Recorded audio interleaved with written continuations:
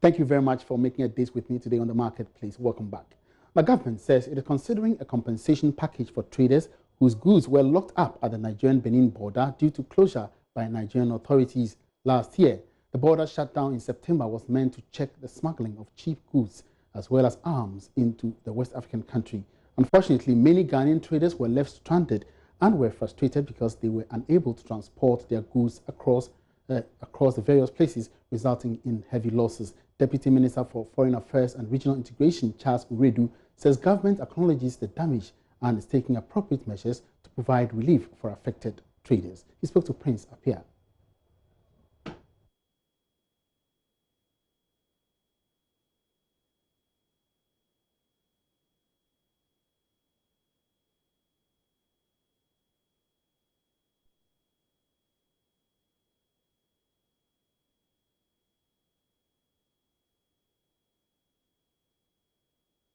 We sincerely apologize for the loss of sound. We're working on it and trying and play that story in due course. Now, British Prime Minister Boris Johnson and President Akufo-Addo this week are expected to sign a £40 million sterling agreement, which will see the construction of a new terminal building as part of the upgrade of the Kumasi airport. The facility, which forms part of a pre-financing arrangement between the two countries, will be disbursed after the UK-Africa Summit, which begins in London today. Here's UK High Commissioner to Ghana, Ian Walker. We have invested two things, particularly the airport. The airport extension, which means that larger planes can land there, and also what we'll be announcing, particularly at this summit, is a further £40 million through UK Export Finance, which will be the building of the terminal building in Kumasi. So let me just say a word on that. I'll expand on other projects, but just a word on why we think that matters and why I think this kind of concept of fusing our thinking matters. So first of all, that is a focus on private sector, participation, exactly what we want. It's not about aid, it's about how do we get more investment and more private sector provision here. But it is also, for me, about development, but it's about the private sector playing a key part in development. Kumasi, as you know better than me, is a massive hub of commercial activity. As we know, in every country in the world, second cities perform such a vital role in the kind of dynamism of an economy. That's particularly true, I think, in Kumasi, given its critical regional role there. We've already, I think, as you know, invested funding in Kajetia Market in Kumasi. We're not announcing that as part of the summit because we've announced that before. But the investment in phase 2 of Kajetia Market is a huge, I think, step forward about modernising the conditions in which people work and conditions in which people trade. Also, my colleague George Riafi is currently in London to cover the second edition of the UK-Africa Summit and will be updating us in due course. Away from that, ahead of the implementation of the African Continental Free Trade Agreement, Ghanaian businesses are being cautioned against the repatriation of profits to advanced countries. According to President of the Chartered Institute of Logistics and Transport Ghana, Ebu Hammond, local businesses need to work closely with neighboring countries in order to make more gains. He spoke to Joy Business at the official launch of the Africa Forum 2020 to be held in March this year. Bismarck Awusa was there. The Chartered Institute of Logistics and Transport Ghana is pushing for more partnership among Ghanaian firms to ensure that the country benefits from the Continental Free Trade Deal. The pact is expected to go live from July this year, but there are fears that local businesses could lose out. But in an interview, President of the Institute, Ebu Hammond, says there could be a way out. If you look at money moving around and economic development, every region trade among themselves first before they trade with other people. In Asia, they really trade among themselves more than even they trade with the international world. So what we have to do is that if there's any money, it should be kept within Africa. And then it's spread for everybody and not to go outside the continent. And when it also happens like that, it means that people also see us as a single market. And so when somebody is coming to Ghana, he doesn't see only Ghana, about 30 million people. He's seeing Ghana together with Nigeria and then South Africa and everybody. The CILT Africa Forum 2020 will be hosted in Ghana and expected to attract 300 delegates from the continent and the rest of the world. According to Mr. Hammond, the forum seeks to bring to the fore the opportunities inherent in the free trade agreement. Vice President and Chairman of the Africa Forum, Dr. Newton Demba, had this to say. One consequence of hosting such a conference is that it could further open Ghana's industrial sector to competition from other African companies. This calls for a purposeful, deliberate plan by the government to refinance and retool Ghana's industry to stand up to foreign competition. Indeed, trading among African countries with a market of more than 1.2 billion people is a major turning point towards the transformational agenda to liberate the continent from area where there is poverty and deprivation. The CILT Africa Forum 2020 is scheduled for the 18th to 20th of March this year. It is on the theme, Sustainable Implementation of the Africa Continental Free Trade Agreement, the role of the logistics, transport and industry. Bismarck Awusa, Joy Business.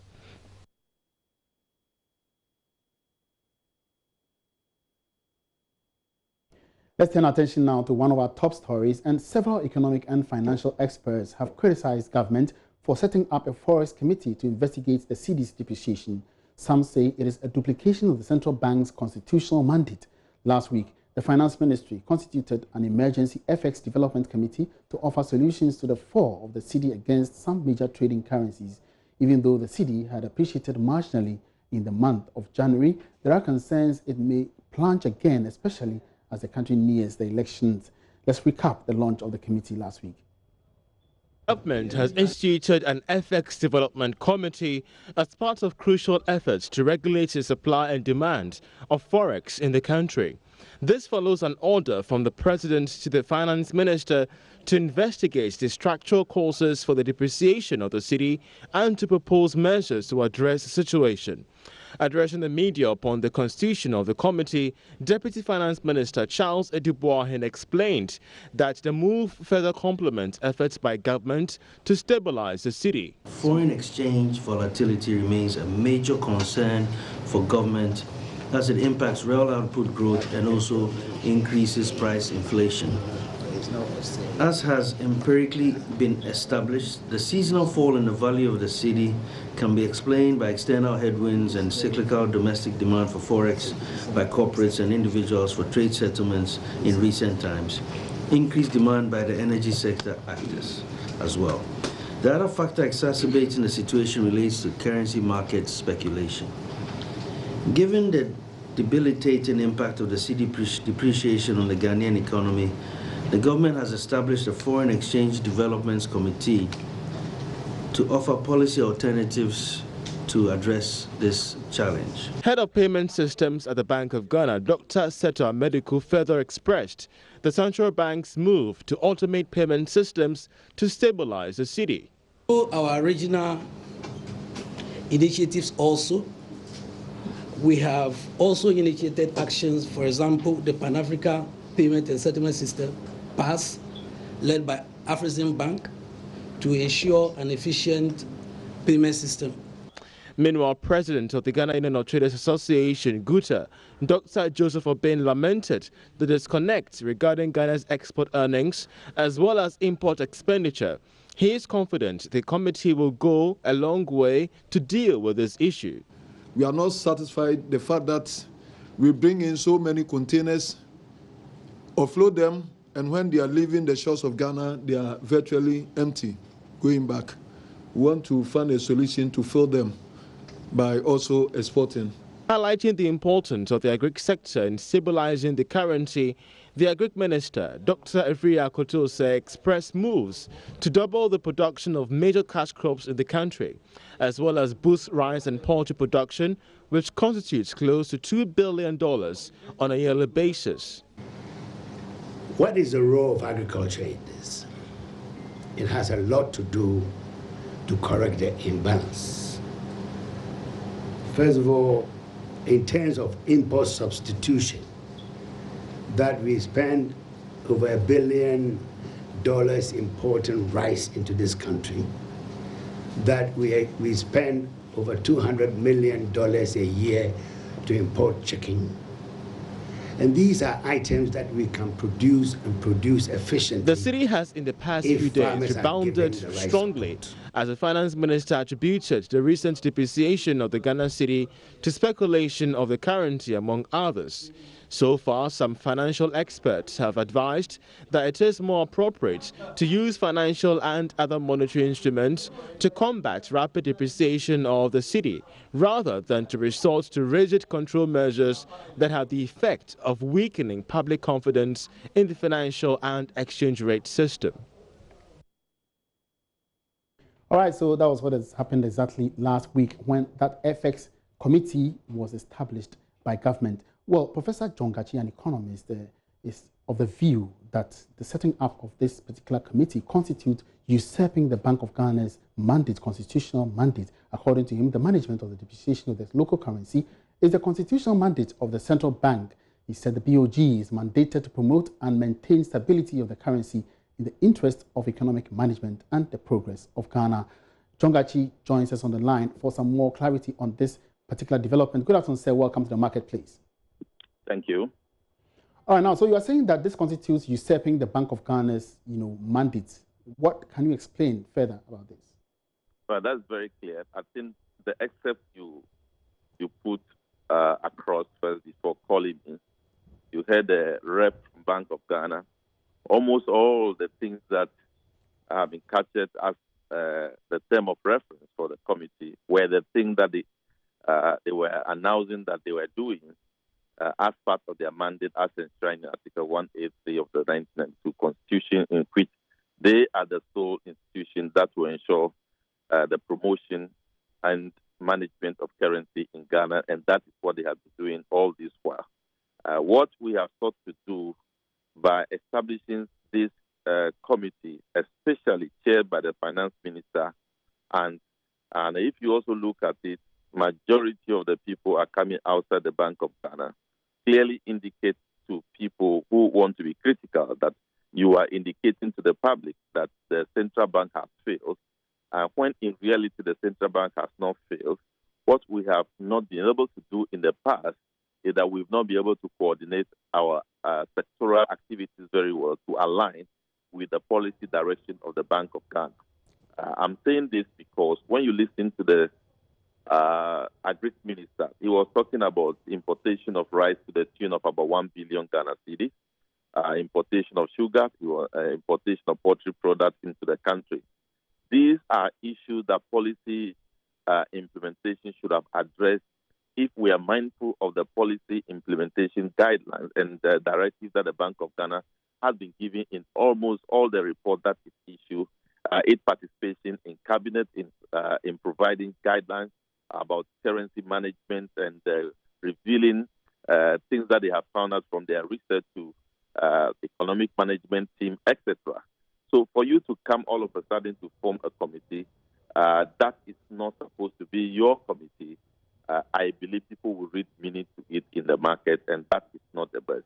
Before you go on, the idea to manage the currency from an alternative sources by putting up a committee is not a bad one. The only thing that one is questioning is that I believe the appropriate place to house that committee is the Bank of Ghana. All right, now, so I was saying that it looks like this FX committee is not unique to Ghana alone.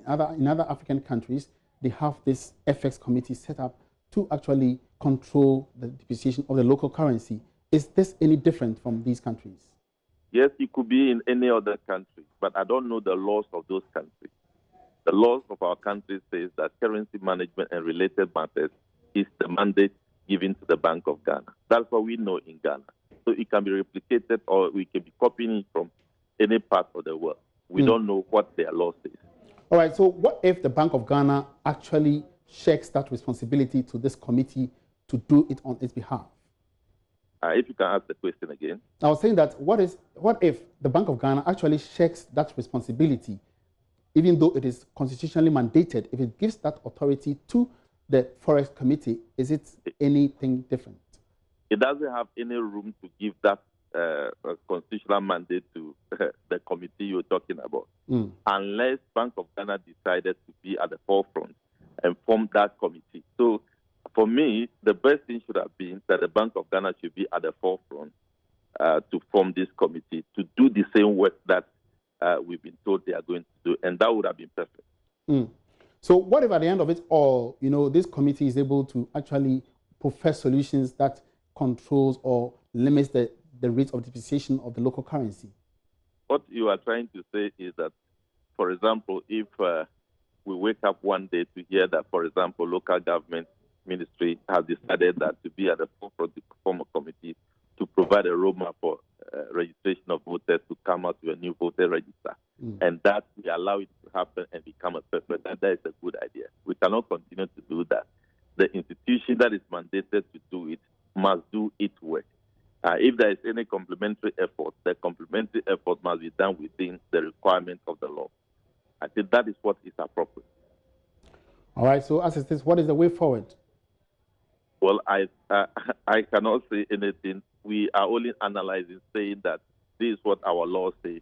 It is left with the government and the Minister of Finance to see how they will proceed, whether they want to correct or they don't want to mind what the law says and go ahead. But the key thing is that it has signaled that we have problem with our exchange rate management. It has signaled that the effect of this is having a toll on debt management, it's having a toll on price development, and it's also having a toll on income erosion, and it's the cause of continuous adjustment upward in fuel prices and utilities over the past 6 months, and that is a huge problem for us we need to resolve. All right, thank you very much, Professor John Gachi, for that input there. That was Professor John Gachi, an economist. Now, it looks like the city's depreciation is continuing further and is impacting businesses. Let's now join my colleague, Sheila Tamaklo, who is at the Busoka Spare Parts Hub, to actually ascertain from her what has been the impact so far of the city's depreciation on the activities of the people. So we're trying to get in touch with Sheila Tamaklo, who will update us. But currently, as referred to by Bloomberg, the city is appreciating slightly and has started a depreciating trend again, which means that it will certainly have impact on prices, especially on imports and also on the prices of petroleum products. Well, so before we join my colleague Sheila Tamaklo, let's go on for this story again. Government says it is considering a compensation package for traders whose goods were locked up at the Nigerian-Benin border due to the closure by Nigerian authorities last year. The border shutdown in September was meant to check the smuggling of cheaper goods as well as arms into Nigeria. Unfortunately, many Ghanaian traders were left stranded and were frustrated because they were unable to transport their goods across, resulting in heavy losses. Deputy Minister for Foreign Affairs and Regional Integration, Charles Uredu, says government acknowledges the damage and is taking appropriate measures to provide relief for affected traders. What is happening?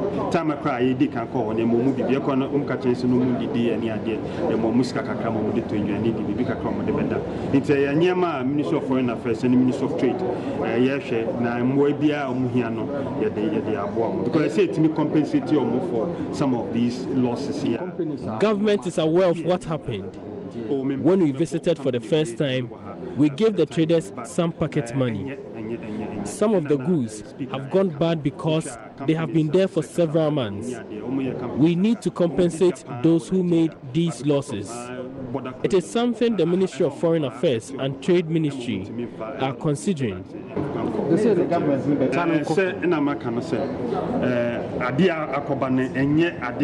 So those who have encountered the problem, government will see to it if they need compensation or support.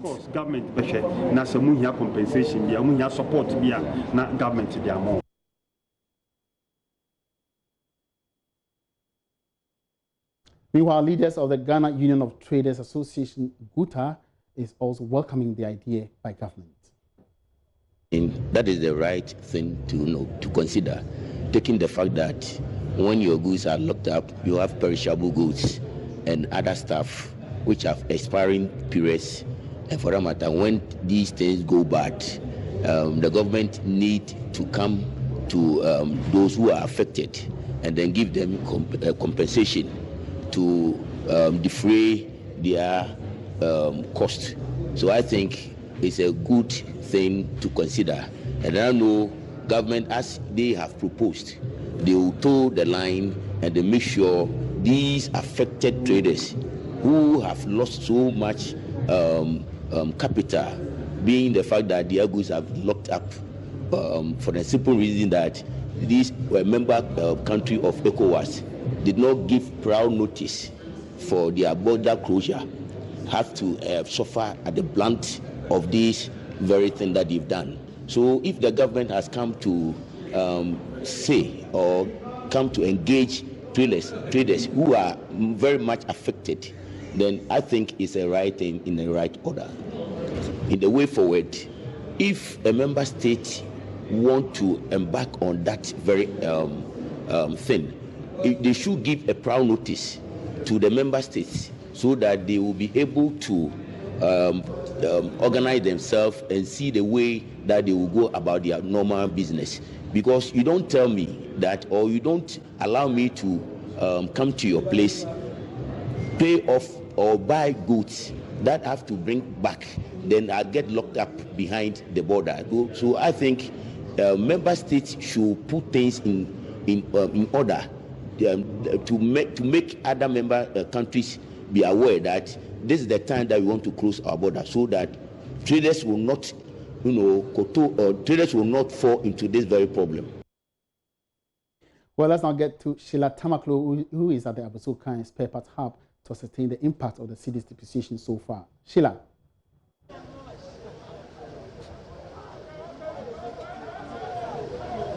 Okay, so as it's last week, we heard of government setting up the FX committee to help address the teething issues of the cedi, that is the constant depreciation of the Ghana cedi against the dollar.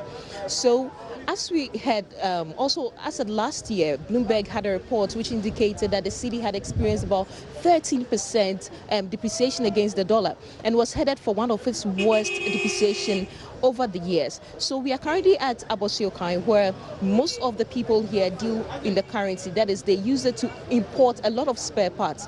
So I'm going to be joined by the chairman of the Spare Parts Association, the person of Clement Boateng, to tell us more about what they think about this new FX committee. So, sir, tell us something. With the currency, right?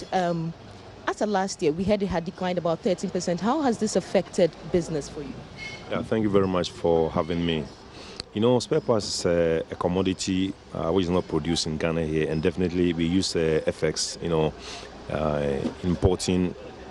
importing it. So whenever the cedi, strength, goes down, it really affects our purchasing power, because whenever the cedi's strength, goes down against the major foreign currencies, which means you need to, add more money before you can be able to get whatever money that you want to, buy. And when it happens like that, it's a negative. It has a negative, impact on our business. And since no businessman is for the Christmas, we definitely have to, add the cost to the consumer. And when it happens like that, it becomes a big bother, to our business. So last week they set up the FX committee to help address this issue of the depreciating cedi, among other requirements of this committee. What do you make of this committee so far? Well, I see this committee as a complementary one to government, because whatever recommendations that the committee will come out will definitely be added to government's own policies which seeks to address this perennial problem. You see, this cedi dollar fluctuation has been an issue which is a big bother to the business community in Ghana, and there are a number of things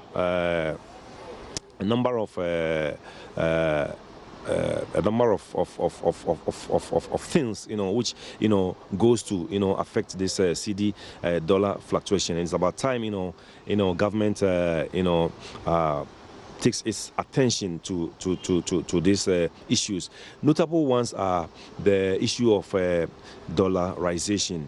We have talked about this dollarization for a very long time, and the government seems to, do nothing about it, because we live in a country whereby everything is, priced in dollar. And if governments, want to address this cedi dollar fluctuation, they must, consider this issue. The other factor, which goes to affect this issue is about the multinationals, which seeks to, repatriate their whatever profit that they make in this country. They repatriate 100%, back to their home country. And those were some concerns by spare parts dealers at the Abusokan hub concerning, the impact of the city on their activities. But of course, we'll bring more concerns in our subsequent bulletins. That's it for the marketplace today. My name is Emmanuel Abwaji. We have a good afternoon.